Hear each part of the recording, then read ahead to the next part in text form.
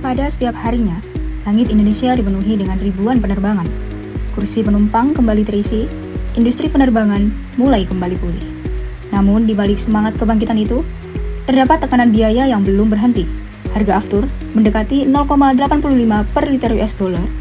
Kurs dolar juga menembus Rp15.700 dan persaingan LCC yang semakin padat.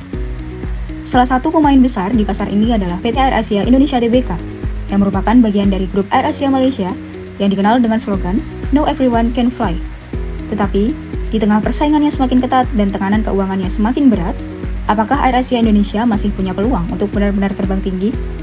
Untuk menjawab hal itu, kami dari tim Equity Research, kelas A, tim 11, menganalisis kinerja fundamental, valuasi, dan risiko investasi AirAsia Indonesia. Dan kami akan membaginya dalam 6 bagian utama, yakni industri penerbangan, profil perusahaan, kinerja keuangan dan operasional, valuasi, resiko, dan rekomendasi investasi akhir. Dan kami memulai dari gambaran industri penerbangan Indonesia. Pada bagian Business and Production, kami menjelaskan model bisnis dan kegiatan operasional PT AirAsia Indonesia Tbk. AirAsia Indonesia merupakan maskapai yang berbiaya rendah yang beroperasi di bawah grup kapital A berhad asal Malaysia. Perusahaan berfokuskan pada efisiensi biaya melalui penggunaan satu jenis armada, yaitu Airbus A320, dan sistem pemesanan yang digital melalui AirAsia Super App untuk menekan biaya distribusi. Kegiatan operasional utama berpusat di Bandara Soekarno-Hatta dan Ngurah Rai, dengan jaringan penerbangan yang meliputi rute domestik serta internasional dari Kuala Lumpur, Singapura, dan Bangkok.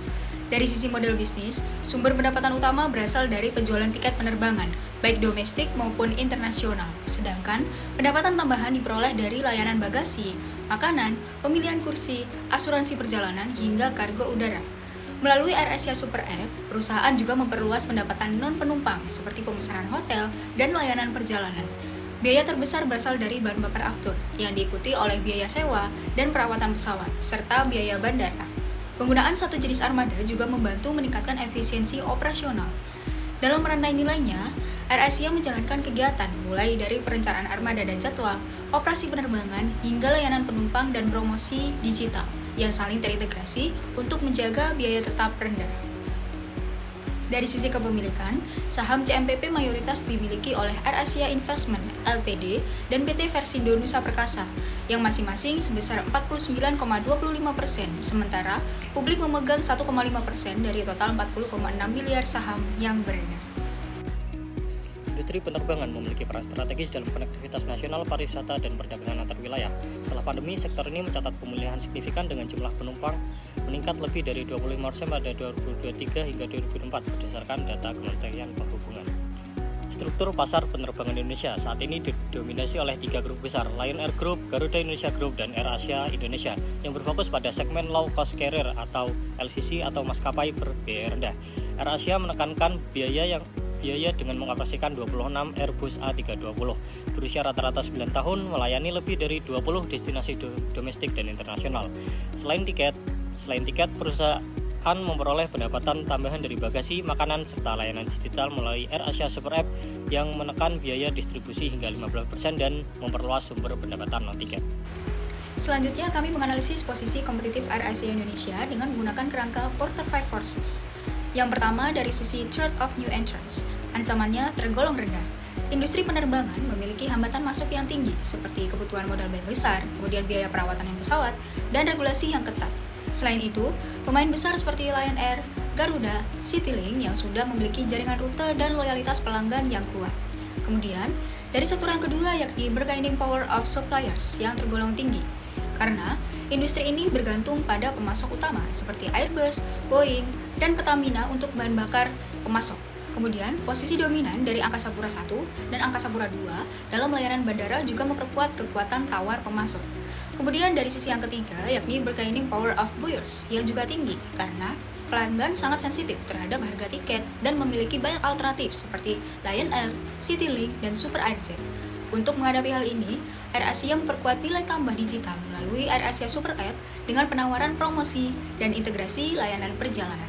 Kemudian, dari sektor yang keempat yakni threat of subsidies yang tergolong rendah untuk rute jarak jauh, tetapi meningkat untuk rute jarak pendek, akibat munculnya modal transportasi seperti kereta cepat Jakarta-Bandung. AirAsia meminimalkan risiko ini dengan fokus pada rute internasional dan destinasi wisata. Kemudian, dari sektor yang kelima, yakni rivalry among existing competitors yang sangat tinggi, terutama di segmen low cost carrier. Pemain utama seperti Lion Air Group, kemudian Citylink dan Super Airjet terus bersaing dalam tarif dan rute.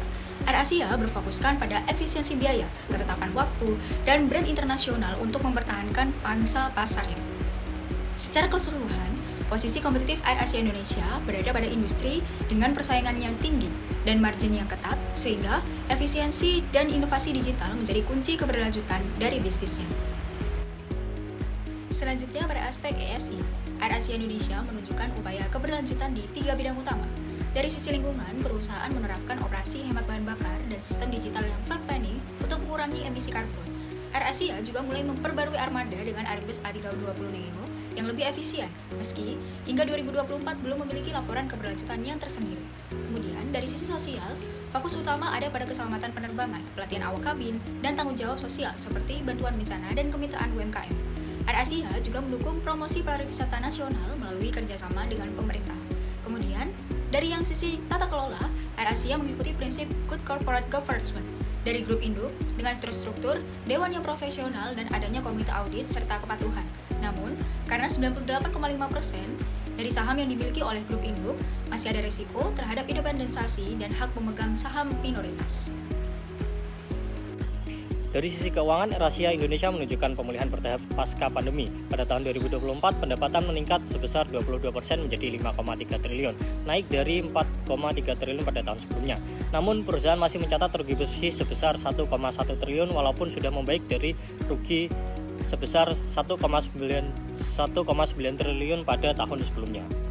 Perbaikan kinerja ini terlihat dari margin EBITDA yang kembali positif sebesar 4% setelah sebelumnya negatif selama 2 tahun berturut-turut.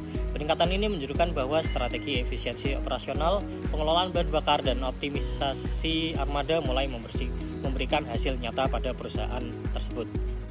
Dari sisi struktur keuangan, kondisi AirAsia masih cukup berat, yaitu ditandai dengan nilai debt to equity ratio yang tercatat 2,1 kali. Artinya perusahaan masih sangat bergantung pada pendanaan eksternal. Sementara current ratio berada di bawah 0,1 menunjukkan keterbatasan aset lancar dalam memenuhi kewajiban jangka pendek perusahaan AirAsia. Rasio profitabilitas juga perlahan membaik, yaitu pada nilai ROA ataupun return on asset naik menjadi negatif 4,5 dan return on equity membaik menjadi negatif 0,8 dari sebelumnya adalah negatif 12%. Dari sisi valuasi, analisis dilakukan dengan 2 pendekatan, yaitu yang pertama menggunakan discounted cash flow, menggunakan asumsi WACC-nya sebesar 9% dan terminal growth sebesar 3%, serta valuasi relatif melalui rasio EV atau EBITDA sebesar 8,2 kali dan PE sebesar 20,1 kali dan PB sebesar 1,6 kali. Selanjutnya, pada bagian valuasi, kami menggunakan 2 pendekatan, yaitu valuasi intrinsik atau DCF dan valuasi relatif dengan masing-masing bobot 50%. Dari hasil perhitungan, menunjukkan nilai wajar harga saham CMPP sebesar 53 per lembar rupiah, yang lebih rendah dari harga pasar 86 rupiah, dengan potensi penurunan sekitar 38%.